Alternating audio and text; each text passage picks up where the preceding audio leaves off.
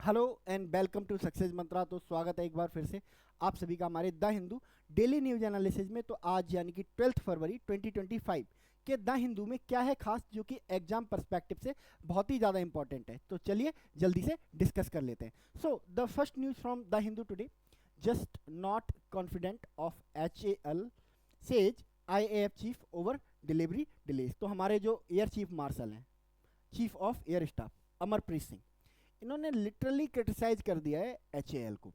किस लिए क्रिटिसाइज किया है?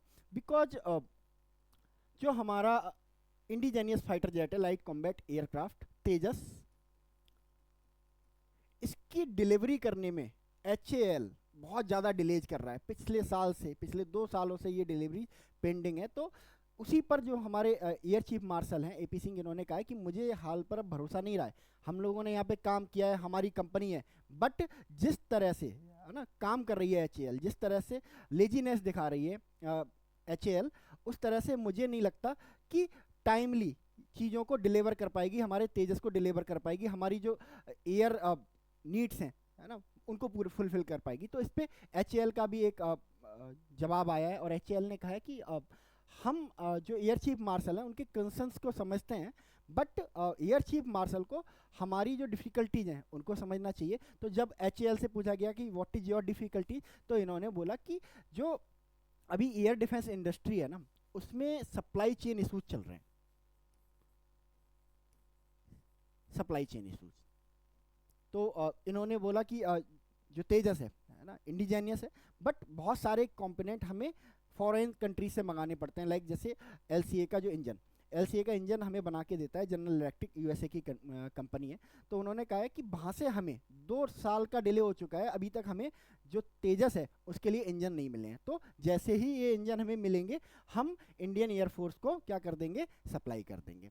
AP सिंह जो हमारे एयर चीफ मार्शल हैं, इन्होंने कहा था कि जो 10 फरवरी है, इस तक मुझे HAL ने प्रॉमिस किया था कि हम आपको एटलीस्ट 11 LCA तेजस MK1A वेरिएंट प्रोवाइड कर देंगे, 11।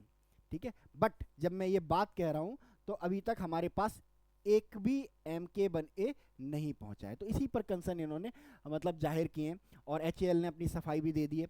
एंड बात करें अगर HAL की, तो HAL पे पहले भी बहुत ज़्यादा आरोप लगते रहे हैं, चीज़ों को इन्होंने डिले किया है। जैसे अभी हम जानेंगे जो LCA तेजस है हमारा बहुत पुराना प्रोजेक्ट है, बट जो हमारी डिलीवरी है वो अब शुरू हुई है 2016 में। HAL ने पहला LCA तेजस हमें डिलीवर किया, जबकि इस प्लान को कब बनाया गया था, 1980 में बनाया गया था। अगर बात करें लाइट कॉम्बैट एयरक्राफ्ट तेजस की, तो ये 4.5 जनरेशन एयरक्राफ्ट है। ठीक है, सिंगल इंजन में आता है, डबल इंजन में भी बनाने को इसका प्लान है। And LCA program was envisioned in late 1980s, ठीक है, टू रिप्लेस MiG-21 एंड Su-7 fleet. It entered service with Indian air force in July 2016। यानी कि 1980 में प्लान बनाया और डिलीवर कब हो रहा है, 2016 में। यानी कि 26 ईयर लग गए इनको एक लाइट कॉम्बैट एयरक्राफ्ट बनाते बनाते। तो जो HAL है उसकी अपनी प्रॉब्लम्स है, क्योंकि ब्यूरोक्रेसी ने बहुत ज़्यादा कैप्चर करके रखा है, स्पेशलिस्ट बहुत ज़्यादा नहीं है। दैट इज़ वाई ये डिलीवरी में डिलेज होते हैं, चीज़ों को ये सॉर्ट आउट नहीं कर पाते हैं। अच्छा, बात आती है इंडिजेनियस फाइटर जेट की। तो क्या जो लाइट कॉम्बैट एयरक्राफ्ट है जो हमारा तेजस, वो हमारा पहला इंडिजेनियस फाइटर जेट है? तो जवाब ना है। इससे पहले भी जो हमारी HAL है वो एक फाइटर जेट बना चुकी है और उसका नाम है HAL HF-24 मारुत। ये था इंडिया का पहला। ठीक है, it is India second indigenous fighter jet after the HAL HF-24 Marut. ठीक है, it is design for offensive air support, close combat and ground attack roles. It has 3 production models, एक तो mark 1 Tejas mark 1, Tejas mark 1A and trainer variant. It is smallest and lightest in its class of contemporary supersonic aircraft. ठीक है, तो काफ़ी beneficial होगा, but अगर timely delivery हो जाती है, क्योंकि अभी कुछ समय पहले रिपोर्ट आई थी कि जो हमारी इंडियन एयरफोर्स है वो फाइटर जेट की शॉर्टेज से जूझ रही है। जो MiG-21 है, ऑलमोस्ट हम रिटायर MiG-21 चला रहे हैं, और आपने सुना होगा इंसिडेंसेस आते रहते हैं महीने 2 महीने में कि MiG-21 ये क्रैश हो गया है, वहाँ क्रैश हो गया। सो हमें बहुत ज़्यादा नीड है, वो भी ऐसे समय पे जब हमारे 2 एनिमी ऐसे हैं जो हम पे कभी भी अटैक कर सकते हैं, जिनके साथ वॉर कभी भी स्टार्ट हो सकती है। चाइना पाकिस्तान दोनों ही एग्रेसिव एनिमी है हमारे, ठीक है, डिप्लोमेटिक एनिमी नहीं है, एग्रेसिव एनिमी है, जिनके साथ पहले भी वॉर हो चुकी है, ठीक है, और हर समय वॉर होने की पॉसिबिलिटी बनी रहती है। तो ऐसे में जो एयर चीफ मार्शल है उनका जो बयान है, स्टेटमेंट है, क्रिटिसिज्म है, वो अपनी जगह बिल्कुल ठीक है। HAL को अपनी चीज़ों को सुधारना चाहिए। बात करें अगर HAL की, तो HAL 1940 में बनाया गया था, 1940 में बनाया गया, तो एज ए प्राइवेट कंपनी बनाया गया था इसको बैंगलोर में।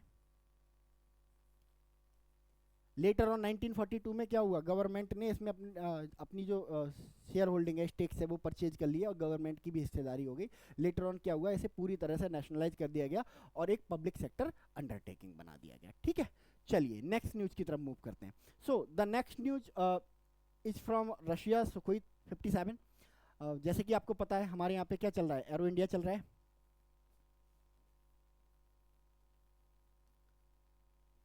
एरो इंडिया चल रहा है। एरो इंडिया हम लोग बहुत बार डिस्कस कर चुके हैं, 2-3 दिनों से लगातार डिस्कस कर रहे हैं।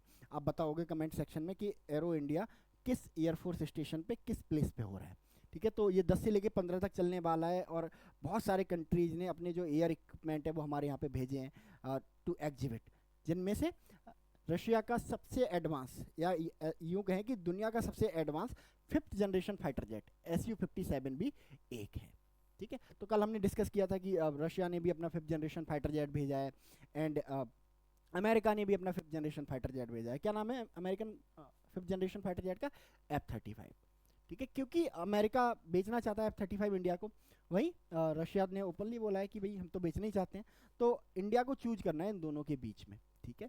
तो एक हमने कंपैरिजन भी किया था कि कैसे Su-57 is far superior then F-35, है ना। अगर बात करें स्पेसिफिकेशन में तो उसमें भी सुपीरियर है। एंड जो F-35 है वो किसका डिमांड करता है, मॉडर्न इंफ्रास्ट्रक्चर की डिमांड करता है, जबकि जो Su-57 है वो ट्रेडिशनल या फिर जो हमारा ओल्ड एयर इंफ्रास्ट्रक्चर है, एयर डिफेंस इंफ्रास्ट्रक्चर है, उस पर काम कर सकता है। तो हमारे लिए बहुत ज़्यादा कन्वीनियंट है Su-57। ऐसे में रशिया ने और भी ज़्यादा कन्वीनियंट बना दिया Su-57 को हमारे लिए। Russia offers to partner with India for joint production of Su-57 fighter jet. इन्होंने कहा है कि हम तैयार हैं इंडिया के साथ, है ना, जॉइंटली मैन्युफैक्चर करने के लिए दुनिया का सबसे एडवांस फाइटर जेट। उन्होंने कहा कि हम इंडिया में मैन्युफैक्चरिंग जो यूनिट है वो लगाने को तैयार हैं, ठीक है, और इंडिया को पूरा टेक्नोलॉजी ट्रांसफर करने को भी तैयार है। तो इतना अच्छा ऑफर शायद यूएसए हमें नहीं दे पाएगा, ठीक है। क्यों दे रहा है रशिया हमें ये ऑफर, ऑफकोर्स वेपन बेचना चाहता है, उसको फॉरेन करेंसी मिलेगी बहुत ज़्यादा, उससे क्या होगा, उसकी इकोनॉमी को बूस्ट मिलेगा। इसके अलावा रशिया भी चाहता है कि जो इंडिया है वो कहीं ना कहीं डोनाल्ड ट्रंप के आने के बाद यूएस के पाले में ना चला जाए, एलाई ना बन जाए उसका, है ना। पार्टनर बन के रहे तब वहाँ तक ठीक है, बट एलाई ना बन जाए, फ्रेंड बन के रहे वहाँ तक ठीक है, ठीक है। तो अभी तो देखो यूएस की तरफ से भी बहुत सारी पिचेज आने वाली हैं ये Su-57 की। बात करें अगर Su-57 की, तो बहुत ट्रस्टेड मशीन है ये एक, ठीक है, बहुत ट्रस्टेड मशीन। मतलब यूक्रेन, रशिया यूक्रेन का वॉर चल रहा है, वहाँ पे इसको इस्तेमाल किया गया और यूक्रेन में यूके ने, फ्रांस ने, यूएस ने, जर्मनी ने, सब ने अपने defence system, air defence system लगा के रखे हैं, ठीक है, बट कोई भी एयर डिफेंस सिस्टम Su-57 को डिटेक्ट करने में नाकाम रहा है। यानी कि ये तो 100% श्योर है कि इसको अभी दुनिया में क्या कोई भी ऐसा एयर डिफेंस सिस्टम नहीं बना है जो इसको पकड़ सके, ठीक है। तो अपने आप में बहुत ज़्यादा एडवांस है, जबकि F-35 को पकड़ के दिखाया है S-400 ने, ठीक है। तो अब मोस्ट प्रोबेबली इंडिया इसी की तरफ जाएगा अगर परचेज करने की बारी आएगी। ये कंपैरिजन दिखाया गया है दुनिया भर के जो 5th जनरेशन फाइटर जेट हैं, सुखोई 57, लॉकहीड मार्टिन F-22, है ना, F-31 भी, इसके अलावा फिर चेंगडू चाइना का, ठीक है। F-35 की बात करें तो लेंथ अगर 22 मीटर है, empty weight 18,000 kg, internal fuel 10,300 kg, speed क्या है, मैक 2 की स्पीड है, सर्विस एंट्री 2019 की, ठीक है। बाकी अगर बात करें F-22 जो अमेरिका का F-22 फाइटर जेट है, वो कहीं ना कहीं इसे मैच करता है, ठीक है। F-35 से इसकी कोई बराबरी है नहीं, दुनिया में सबसे सुपीरियर है अपने आप में ये, ठीक है। चलिए नेक्स्ट न्यूज़ की तरफ मूव करते हैं। So the next news is coming from भारतीय इन्फ्लुएंसर एसोसिएशन। एक ऑर्गेनाइजेशन सामने आई है, काफ़ी दिनों से काम कर रही थी, बट अब इसको डिस्कस किया जा रहा है। आपको पता होगा एक केस हो गया था अभी, एक यूट्यूब पे एक कॉमेडी शो आता है, वो कहते हैं ऐसा कि कॉमेडी शो है, इंडिया गॉट लेटेंट। ठीक है, तो कॉमेडी के नाम पे लिटरली वहाँ पे गाली गलौच होती है। तो अभी कुछ गेस्ट आए थे वहाँ पर, एक पॉडकास्टर हैं रणवीर लवादिया, उनको भी बुलाया गया था। तो उन्होंने कुछ ऐसे रिमार्क दे दिए थे जो पब्लिक में इंडिसेंसी फैलाते हैं। तो उसके बाद बहुत ज़्यादा प्रोटेस्ट स्टार्ट हो गया इस चीज़ के पीछे। ठीक है, फ्रीडम ऑफ एक्सप्रेशन की भी बात होने लगी कि सबका मतलब जो सपोर्ट करने वाले थे वो कह रहे थे उनका फ्रीडम ऑफ एक्सप्रेशन है, वो कुछ भी कहें। ठीक है, but on the other hand criticize करने वालों की का जो नंबर है वो बहुत ज़्यादा है। उन्हीं में से एक है आपका भारतीय इन्फ्लुएंसर एसोसिएशन। ठीक है, जिस तरह से press trust of India, press club of India होता है, जैसे प्रेस वालों की मतलब एक यूनियन, जैसे आपकी किसान यूनियन होती हैं, ट्रेड यूनियन होती हैं, इसी तरह से ये यूट्यूब के जितने भी यूट्यूब या सोशल मीडिया के जितने भी इन्फ्लुएंसर्स हैं उनकी एक एसोसिएशन है BIA। 2013 में इसको बनाया गया था और 350 मेंबर्स हैं इसमें। ठीक है, और किस पर्पज के साथ बनाया गया था? इसके दो पर्पज थे। ठीक है, एक तो जो गवर्नमेंट है या फिर जो सरकारी मशीनरी है, गवर्नमेंट मशीनरी है, वो अनवांटेडली हरास ना कर पाए किसको, इन्फ्लुएंसर्स को, है ना। कुछ लोग होते हैं जैसे लाइक अगर उनके बारे में किसी गवर्नमेंट के बारे में कुछ नेगेटिव स्टेटमेंट दे दिया तो गवर्नमेंट उठा के क्या करती है, जेल में डाल देती है। तो उनके अगेंस्ट, उस सरकार के अगेंस्ट आवाज़ उठाएगी ये। इसके अलावा अगर जब कभी भी कोई इन्फ्लुएंसर पब्लिक को नेगेटिवली इम्पैक्ट करने की कोशिश करता है तो उसके अगेंस्ट भी खड़ी होगी। तो BIA जिसकी आज हम बात कर रहे हैं, आज ये किसके अगेंस्ट में खड़ी है? इंडिया गॉट लेटेंट के अगेंस्ट में खड़ी है। इंडिया गॉट लेटेंट के अगेंस्ट खड़ी है। और इनका कहना है कि देखो, फ्रीडम ऑफ एक्सप्रेशन है but there should be a limit, है ना। इन्होंने एग्जाम्पल भी दिए कि जिस तरह के कल्चर में हम लोग रहते हैं, है ना, जहाँ पे हम माँ बाप की रेस्पेक्ट करते हैं, तो इस ऑर्गेनाइजेशन का कहना है कि जिस तरह के वर्ड वहाँ पर इस्तेमाल हुए, क्या कोई भी पर्सन जो वहाँ पे बैठा हुआ था, उसका पार्ट था उस शो का, क्या वो अपने घर में अपने मम्मी पापा या फिर भाई बहन के साथ इस्तेमाल कर सकता है? अगर कर सकता है तो इट्स ओके। ठीक है, बट वो वर्ड इतने डेरोगेटरी थे, इतने इंडिसेंट थे कि कोई भी इस्तेमाल नहीं कर सकता है। तो खुले में क्या करता है, ये क्रिटिसाइज कर रहा है इन पॉडकास्टर्स को और उस सोच को। तो सरकार ने इसको बहुत ज़्यादा वेलकम किया है और सरकार इसको प्रमोट भी कर रही है, इस ऑर्गेनाइजेशन को, भारतीय इन्फ्लुएंसर एसोसिएशन को। The initiative received encouragement from then information and broadcasting minister Anurag Thakur and minister of petroleum Hardeep Singh Puri. यानी कि दो मिनिस्टर्स इसको ओपनली सपोर्ट कर रहे हैं कि हाँ, एक ऐसी ऑर्गेनाइजेशन भी होनी चाहिए इन्फ्लुएंसर्स की जो क्या करे, सेल्फ रेगुलेशन का काम करे। ठीक है, अदरवाइज किसको रेगुलेट करना पड़ेगा? गवर्नमेंट को रेगुलेट करना पड़ेगा। ठीक है, अब बात करें फ्रीडम ऑफ एक्सप्रेशन की, बात हो रही है तो फ्रीडम ऑफ एक्सप्रेशन किस में दी हुई है? आर्टिकल 19A क्या कहती है कि किसी भी पर्सन को, है ना, कुछ भी बोलने का, है ना, किसी भी तरह रिएक्ट करने का अधिकार है, बट ठीक है, वो वायलेंस को प्रमोट ना करती हो, किसी और को दुख ना पहुंचाती हो। तो हमारी जो फ्रीडम ऑफ एक्सप्रेशन जिसकी लोग दुहाई देते रहते हैं टीवी चैनल पे बैठ के, ठीक है, वो लिमिटलेस नहीं है। चेक्स एंड बैलेंस हमारे कॉन्स्टिट्यूशन लगाता है कि आप कुछ भी नहीं बोल सकते हो, इंडिसेंसी प्रमोट नहीं कर सकते हो in the name of freedom of expression. ठीक है, तो देखते हैं क्या निकल के आता है इस केस में। चलिए नेक्स्ट न्यूज की तरफ मूव करते हैं। So the next news is from Donald Trump. और डोनाल्ड ट्रंप ने भी एक स्टेटमेंट दे दिया है। यूक्रेन, डोनाल्ड ट्रंप का स्टेटमेंट है, Ukraine may be Russian someday says Donald Trump. एक इंटरव्यू में बैठे थे और इन्होंने बोला था कि भाई जो यूक्रेन है ना, उसको रशिया के साथ डील कर लेनी चाहिए, बट अगर ये डील नहीं होती है रशिया यूक्रेन के बीच में, डील का मतलब डोनाल्ड ट्रंप का क्या होता है कि चीज़ों को सॉर्ट आउट कर लो।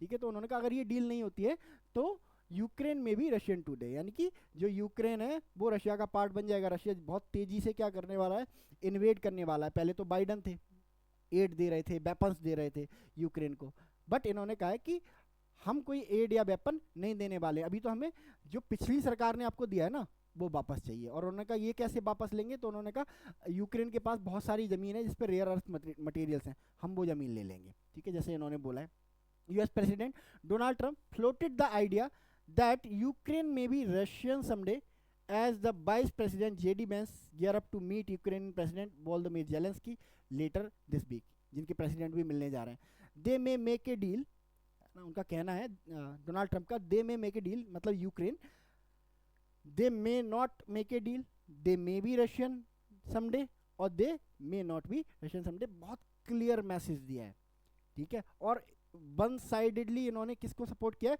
रशिया को सपोर्ट किया है। क्या कहना चाह रहे हैं? यूक्रेन अगर डील करता है तो यूक्रेन रशिया नहीं बनेगा, और अगर यूक्रेन डील नहीं करेगा तो क्या होएगा? एक दिन रशिया बन जाएगा, जिस तेजी से रशिया इन्वेड कर रहा है। तो ये जो डोनाल्ड ट्रंप का एक तरफा है ना, वन साइडेड स्टेटमेंट है in the favour of Russia, ठीक है।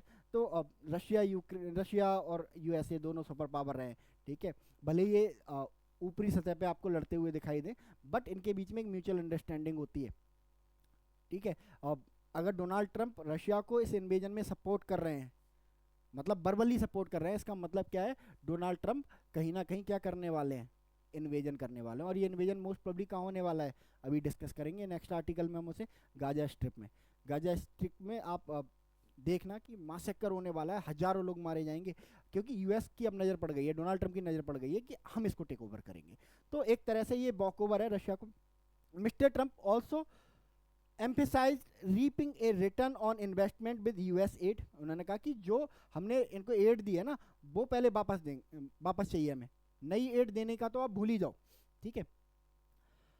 Suggesting a trade for key natural resources such as rare minerals. उन्होंने कहा कि यूक्रेन के पास क्या है? रेयर अर्थ मटेरियल्स हैं, ठीक है, वो हम ले लेंगे, तो वो हमारा पहले का पेमेंट होगा, ठीक है। उसके बाद हम देखेंगे कुछ एड देनी है या नहीं देनी है। बट जब तक यूक्रेन अपना पिछला हिसाब चुकता करेगा ना, पिछला पेमेंट करेगा, तब तक तो क्या रशिया जो है ना, यूक्रेन को क्या बना चुका होगा? रशिया बना चुका होगा। तो इन्होंने एक ओपन वार्निंग दी है इस चीज़ को लेके, ठीक है। अब इस चीज़ को हाथों हाथ ले लिया है रशिया ने। रशिया के जो क्रेमलिन, जो वहाँ जहाँ पे उनकी गवर्नमेंट बैठती है, तो उसके स्पोक पर्सन ने बोला है कि अब डोनाल्ड ट्रंप से बिल्कुल एग्री हैं, एंड इन्वेजन के थ्रू नहीं, वहाँ यूक्रेन के बहुत सारे लोग भी चाहते हैं, है ना, टू बिकम रशियन। तो उनकी भावनाओं का सम्मान करते हुए हम ऐसा कर सकते हैं। The Kremlin said on Tuesday that a significant part out of Ukraine want to be Russia hours after mister Trump floated the idea that Ukraine may be Russian someday, ठीक है। चलो बात करें अगर यूक्रेन की, तो यूक्रेन ईस्टर्न यूरोप में country है, और अपनी एक ऑब्सेशन की वजह से आज बिल्कुल ख़त्म होने के कगार पे खड़ा है कंट्री। ये देखो यूक्रेन, ठीक है।